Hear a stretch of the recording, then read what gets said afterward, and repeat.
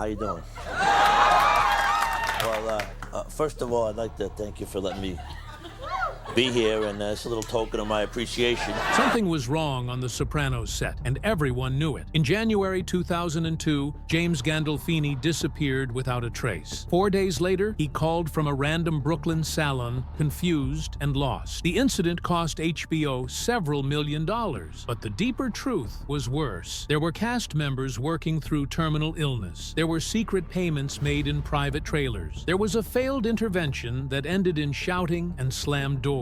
For years, no one talked. Now the full story is finally coming out, and it changes everything you thought you knew about television's greatest drama. The disappearance started quietly, almost like the air around the set had shifted, and by the time anyone realized what was happening, James Gandolfini had already been gone for a full day. It was January 2002, and Season 3 of The Sopranos was reaching one of its most important moments. The crew gathered at Westchester County Airport, waiting to film the final scene with Furio Giunta, and everyone kept glancing toward the entrance, expecting Tony Soprano to walk in at any second. Hours passed and nothing changed. Phones rang, people whispered, no one had answers. As the second day arrived, the tension grew heavier. Crew members wondered if something terrible had happened, and some feared he had fallen into a breakdown he couldn't climb out of. By the third day, the whole production felt frozen in place. Every plan collapsed, because without Gandolfini, nothing could move. Sets stood untouched. The airport location fees kept climbing. Assistants double-checked every possible place he might have gone. It felt like the show itself was holding its breath. Then, the fourth day came, and a phone finally rang in the production office. On the other end was Gandolfini, calling from a Brooklyn beauty salon, sounding lost and unsure. Unable to remember his own address or phone number, he asked for a car to pick him up. The sudden calm in his voice only made the situation feel stranger. That single call ended 4 days of panic, but it opened a door to a deeper truth. The disappearance had cost HBO several $1 million,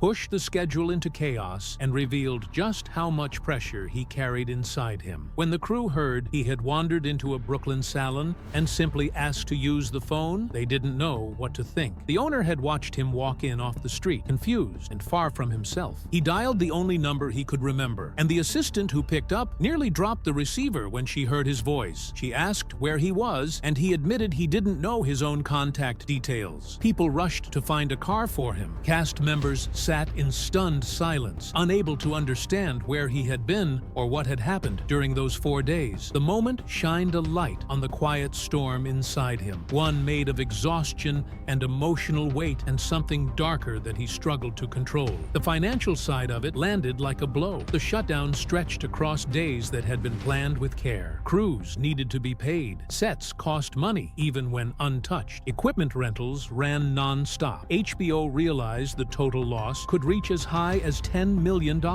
Rage moved through the executive offices. This wasn't just a delay. It was a crack in the foundation of their most important show. The company reacted fast, adding strict penalties into Gandolfini's next contract, fining him up to $250,000 for every day missed. It was meant to scare him into staying on track, but whenever they mentioned those penalties, he met them with a shrug, sometimes even uttering a sharp line that echoed through the halls. He would say he couldn't come in, and the cycle of tension kept spinning. His absences didn't stop with that incident. They kept appearing in different shapes. Some days he said he was sick. Some days he stayed in his Tribeca apartment and didn't open the door for anyone. Other days he vanished again without warning. But after every episode, he showed up with gifts for the crew. Sushi chefs appeared on set. Massages were arranged for everyone. His remorse always came through. At the same time, frustration lived inside him, and there were moments when he turned it inward. He yelled at himself. He punched his own face. He carried Tony Soprano through his body with such force that sometimes his own edges blurred. The people around him learned to work through the storms because his talent made the show what it was, and losing him was never an option. By 2003, the situation had grown heavy enough that HBO's CEO CEO, Chris Albrecht, organized a full intervention at Gandolfini's Manhattan apartment. He disguised it as a casual gathering so that Gandolfini wouldn't suspect anything. For 2 days before the event, everyone involved rehearsed what they planned to say. Family members practiced lines. David Chase joined the preparation. They all knew they were about to confront a man who could shut down emotionally in seconds, but they also knew they had to try. They even prepared the next step. A private jet waited nearby, fueled and ready to fly him to a treatment center the moment he agreed. The plan felt airtight. They hoped the surprise would soften him, or at least make him pause long enough to hear their voices. People gathered in Albrecht's apartment and sat facing the door, waiting for the sound of his footsteps. His sisters were there. Castmates were there. Chase sat quietly, holding his thoughts. The tension was thick enough to feel in the air. When Gandolfini finally opened the door, he looked at the faces lined up before him, and everything came apart in an instant. He understood the setup immediately. Instead of listening, he exploded with a burst of anger that lasted only seconds. He shouted at everyone. He turned to Albrecht with a sharp glare and dared him to fire him. Then he walked out. The entire intervention ended before it even began. The private jet stayed on the ground. The rehearsals became useless. The people who had gathered sat in stunned silence, knowing they had just lost the only chance they thought they had. His sister chased him into the hallway, begging him to come back, but he was already gone. Inside the apartment, everyone sat quietly, letting the failure sink into their bones. The moment showed them how deep his struggles ran and how little control anyone else had over them. It left a mark on the cast and crew and shaped the future relationship between Gandolfini and HBO. The event became one of the most talked about behind-the-scenes moments in the show's history. Around the same time, another heavy story was quietly unfolding behind the set walls. Jamie Lynn Sigler, who played Meadow Soprano, had been diagnosed with multiple sclerosis at only 20 years old in 2002. At first, she didn't understand why her body felt numb or why her energy kept dropping. After a year of wrong answers, doctors finally confirmed MS, a chronic illness with no cure. She didn't know how to carry the news, she didn't want people to see her differently, and she didn't want the world to think she was weak. She hid it from everyone, even her closest co-workers. When she went in for a routine physical for cast insurance, she told the show's physician about her diagnosis. His response stunned her. He told her not to mention it to anyone, and even said he would avoid documenting it in her records. His words left her feeling more alone than before. With no official record of the illness, she worried about her future care. She realized how little room Hollywood gave to vulnerability. She pushed through scenes while hiding symptoms that drained every part of her strength. She never asked for a break. She never admitted how much she was struggling. She feared losing her role more than anything. As the seasons rolled forward, the pressure built. During the final season, while managing worsening symptoms and facing a divorce, she reached a point where everything inside her felt too heavy. One morning in the makeup chair, her emotions finally overflowed. She cried quietly, still unable to explain the truth behind her tears. She never admitted she needed help because she had spent years believing that honesty would destroy her career. Her silence protected her job, but cost her peace. James Gandolfini had a way of noticing things others missed. During the final season of The Sopranos in 2006, he kept seeing Jamie Lynn Sigler sitting in the makeup chair with her shoulders pulled in and her eyes fixed on the floor. She tried to hold herself together, but some days the strain slipped through and he could sense something breaking inside her. Her divorce was pulling at her, and the symptoms from multiple sclerosis, which she had been diagnosed with in 2002 when she was only 20, were getting harder to hide. One afternoon, he pulled her aside, gently, almost like a father trying to understand a frightened child. She hesitated at first, then finally told him her secret. She explained her diagnosis and the fear that came with it, the worry that her career could collapse if anyone knew. Gandolfini listened without interrupting, and then promised her something simple that carried enormous weight. Whatever you need, and I will not tell anyone, but you can always come to me. From that moment on, he became her shelter on that set. He guarded her secret so tightly that even when others noticed her trembling or her exhaustion, he gave them nothing. He kept her truth safe all the way until his death in 2013. She did not reveal it publicly until 2016. In an industry where secrets are usually torn open for headlines, his silence gave her something she could not find anywhere else, a space where she could breathe. After she confided in him, he made a quiet vow to protect her. She had been told by the show's Falco's physician that it was safer not to disclose her MS because the news could cost her roles or even get her written off the series, so she carried the pain alone, moving through scenes while fearing the future. Gandolfini became the single person she trusted. He did not press her for details, and he did not hover. Instead, he simply let her know he was there whenever the weight grew too heavy. His promise allowed her to work without the dread of gossip swirling behind her. She often said that his presence steadied her in a way she had never expected, because in that world, true protection is rare. Years later, during a Sopranos photo shoot, something shifted. Sigler finally opened up to Edie Falco, and in that moment of honesty, Falco shared her own hidden battle. She told her she had been fighting breast cancer since 2003. She had undergone surgery, chemotherapy, and radiation while still filming the show, and she had told almost no one. Even her closest castmates were unaware. She said James Gandolfini had found out only because he sensed something was wrong. Sigler was stunned. She realized she had been surrounded by colleagues who were carrying their own private storms. Their confessions pulled them closer than any scene ever could. Falco's strength and honesty helped Sigler understand that vulnerability did not mean weakness. It meant survival. Falco's courage later inspired her to share her own diagnosis with the world. Falco's journey had begun on a morning in 2003. She learned she had breast cancer just hours before she needed to be on set at 1 in the afternoon. She had to play Carmela in one of the most explosive scenes of the season, a confrontation with Tony after their separation. She said it felt like she was watching herself from outside her own body, trying to remember lines while her mind spun in circles. She confided only in executive producer Eileen Landris. Everyone else saw the scene without realizing she had just been told she had cancer. When the episode aired months later, not one viewer knew she had filmed it while trying to hold her world together. The cast did not know either, although Gandolfini sensed tension in her eyes and asked if something was happening. She simply told him yes, but continued working, pushing through the day as though nothing around her had changed. Her treatment began soon after. For 8 long months, she endured chemotherapy while filming full-time. She had a lumpectomy, then chemo, then radiation. The side effects hit her hard: fatigue, nausea, and the slow, painful loss of her hair. Still, she showed up for work almost every day. Only a few people knew, and the production quietly adjusted the schedule so she could rest or attend treatments when needed. Her sobriety helped her stay balanced, and she leaned on the small circle that knew the truth. Her commitment to the show and her ability to stay present during such a brutal period became a quiet symbol of courage for many who later heard her story. When her hair began to fall out, the show faced a new challenge. Carmela's hair had always been Falco's real hair, and now they needed a way to keep her appearance consistent without exposing her secret. Falco met with hairdresser Anthony Villader and asked him to create wigs that could blend seamlessly on camera. The production team built a private area in the trailers so she could get ready without others seeing what was happening. At first, the wigs felt playful, almost like a costume change. Then, as her hair loss worsened, they became essential to keeping her private battle hidden. The care and skill put into those wigs kept viewers unaware, even during close shots. The private trailer space became her sanctuary. It gave her room to breathe, to prepare, and to recover. Cast and crew members were supportive in subtle ways, offering breaks or quiet moments whenever she seemed tired. She later said that continuing to work helped her focus and gave her something solid to hold on to when everything else felt uncertain. The production's empathy helped her stay afloat, turning the set into a place where she felt protected even when she could not share the full truth. James Gandolfini showed that same loyalty years earlier when his own contract battle left the cast without income. After season 4 wrapped in 2002,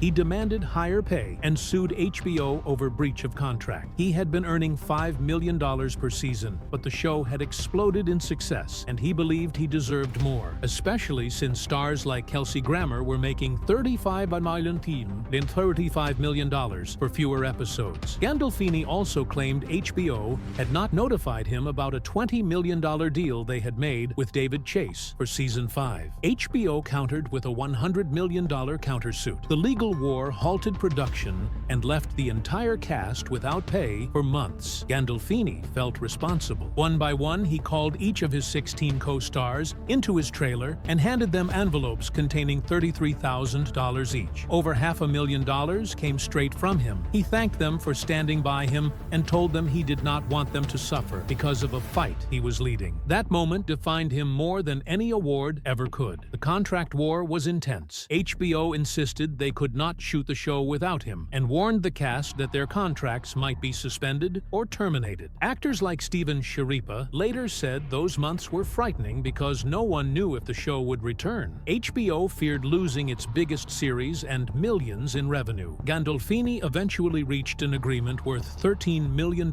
per season, and the show resumed. But the cast never forgot the uncertainty or the generosity Gandolfini showed when their livelihoods were at risk. The financial tension continued into the final season. Tony Sirico and Steven Van Zandt believed their roles had become central to the show's success. They wanted their pay to reflect that. They pushed for $200,000 per episode, more than doubled their previous rate of around $75,000 to $85,000. HBO offered a small raise at first, then raised it to $115,000, but both actors refused to settle. Negotiations dragged on until less than a week before filming. The gap between their demands and HBO's offer was more than $500,000, which threatened to pause production again. After many rounds of talks, they finally reached an agreement. The exact number was never revealed, but it was more than double their old salary. Although not the full amount they wanted, the show moved forward. The cast reunited for the table read, and production began on schedule. The drama behind those deals became its own legend, showing how powerful supporting actors can become when the audience grows attached to them. Nancy Marchand kept working even when her body was giving out, and everyone on set felt the weight of that choice. She had cancer, and it was moving fast, yet she looked at David Chase and said, "Keep me working with a firmness that came from a place deeper than simple duty." She knew her time was limited, and she wanted to spend part of what she had left inside the world of Livia Soprano. As the illness spread, it showed on her face and in the way she carried herself, but when the cameras rolled, she still delivered that sharp, chilling presence that made Livia unforgettable. Chase honored her completely, letting her stay in the story until she simply could not go on. Her final appearance in Season 3, Episode 1 carried a quiet ache because everyone watching sensed the truth behind it. She filmed it shortly before she died in June 2000, and the sorrow behind her eyes made the moment feel heavier than anything the script alone could create. She died on June 18, 2000, in Stratford, Connecticut, one day before she would have turned 72. The timing shook the show from the inside, because the writers had been planning a major arc with Livia testifying against Tony. Her death forced the entire team to scrap that direction and rebuild the season without one of its most important characters. The shift changed the show forever. Tony's battles with his mother had shaped so much of the first two seasons, so losing Livia meant losing a piece of the show's original spine. The writers had to rework scripts, rethink confrontations, and redirect Tony's emotional journey. Fans felt the shock, too. It marked a turning point in the story, the kind that happens off-screen but leaves a permanent mark on what unfolds on screen. David Chase refused to even consider replacing her. The role belonged to her, and he would not hand it to anyone else. Instead, he wrote her death into the story and used early CGI to let her appear one last time. Since she had only filmed the first episode of Season 3, the production team had to stitch together old footage and new digital work so she could speak to Tony in one final scene.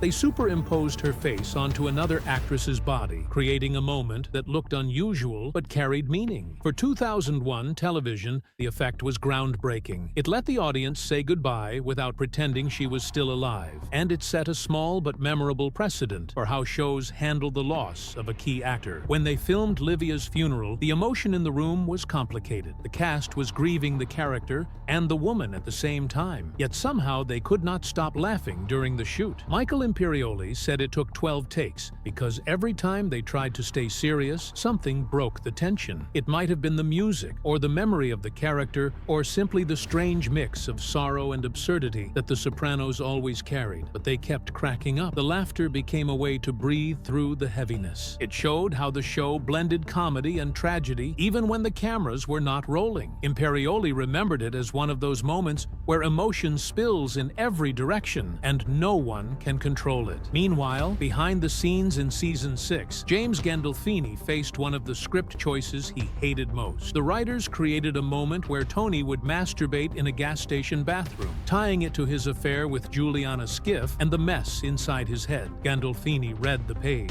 stared at it, and said out loud what everyone nearby heard as pure disbelief. He refused instantly and with force. He had always struggled with explicit scenes, sometimes even showering afterward to wash off the discomfort, but this one felt beyond his limit. His protest grew into what crew members later called his longest and strongest tantrum in the entire run of the show. The meltdown lasted for hours. He shouted, questioned the script, walked off set, came back, argued again, and made it clear that this crossed a line for him. It was jarring because he was normally steady and professional. Production slowed to a crawl while Chase and the producers tried to calm him and explain why they thought the scene mattered. The tension in the room became almost physical. People whispered, people waited, and even after all that, he eventually agreed to do it. He filmed the scene exactly as written, sitting in that grim bathroom with visible discomfort in every movement. You could almost feel how badly he wanted to be anywhere else, yet he finished the job because he respected the team and the story enough to push through his own resistance. Then something unexpected happened. HBO cut the scene. During post-production in 2006, the executives and editors decided it did not belong in the final episode and removed it entirely. Fans never saw it. The moment became a kind of ghost story whispered around the show, a scene that existed only in memories and interviews. What made the story even stranger was that Gandolfini never complained about the cut, not once. After all the fighting and dread, he simply accepted the decision and moved on. It showed something steady inside him, something that let him let go even after such an intense battle. That silence became its own lesson in how much he cared about the show as a whole, rather than the struggle of one moment. Across the cast, there were other stories swirling, and Tony Sirico's past was one of the most striking. Before he ever played Paulie Walnuts, he had lived a real criminal life, with 28 arrests, starting when he was a kid swiping coins from a newsstand. By 1970, he was known in New York's underworld and was arrested in a Manhattan restaurant while carrying a .32 caliber revolver. He faced charges that included extortion, coercion, and felony weapons possession, and he served 20 months in Sing Sing after a 4-year sentence. His background included armed robbery and assault, and he had been investigated for shaking down nightclub owners. When he turned toward acting, every bit of that past stayed inside him, shaping the sharp edges and the real swagger that made Paulie feel so authentic. No writer could invent what Sirico naturally carried. The show itself was deeply tied to real mob history. David Chase and his team studied the DeCavalcante crime family so closely that actual mobsters in New Jersey watched the show and recognized their own operations. FBI wiretaps captured them talking about scenes that mirrored their world, sometimes almost exactly. The Daimeo and Soprano family structures reflected the DeCavalcante hierarchy in ways that felt too close for comfort. Some real mobsters even used episodes as references for their own conversations. It blurred the line between fiction and the world outside, and it helped build the show's legend as something that felt more like a mirror than a drama. At the center of those real cases was Vincent Palermo,